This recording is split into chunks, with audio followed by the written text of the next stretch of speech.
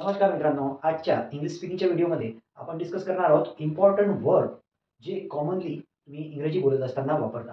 चला तर स्टार्ट करूया काही इम्पॉर्टंट वर्ड पासून. मंगेतर, आपण ज्याला मराठीमध्ये प्रियकर सुद्धा म्हणतो. मंगेतर प्रियंस, मंगेतर प्रियंस. दुसरा वर्ड आहे जीवनसाथी. जीवनसाथी जे पती पत्नी जीवनसाथी असतात त्यांच्यासाठी इंग्लिशमध्ये वर्ड आहे स्पाउस. काय वर्ड आहे? स्पाउस. थर्ड वर्ड आहे जोडा. जोडा जे बॉयफ्रेंड गर्लफ्रेंड असतात त्यांच्यासाठी आपण वापरतो जोडा. तर त्यांना म्हणतात कपल. काय म्हणतात? कपल. नेक्स्ट वर्ड आहे कुवारा. ज्याचं लग्न व्हायचं आहे त्याला म्हणतो आपण कुवारा. अविवाहित, बॅचलर. नेक्स्ट वर्ड आहे शादीशुदा म्हणजे लग्न झालेला. तर त्यासाठी काय वर्ड आहे? मॅरिड. काय वर्ड आहे? मॅरिड. नेक्स्ट आहे अविवाहित. ज्याचं लग्न झालेलं आहे का? नाही, व्हायचं आहे. अविवाहित त्याला म्हणतात अनमॅरिड.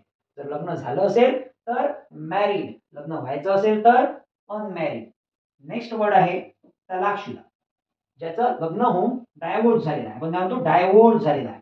काय झालेला आहे? डायव्होर्स. डायव्होर्स म्हणजे ज्याचं लग्न झाल्यावर ब्रेकअप झालेला आहे त्याला म्हणतात डायव्होर्स. नेक्स्ट वर्ड आहे विधवा.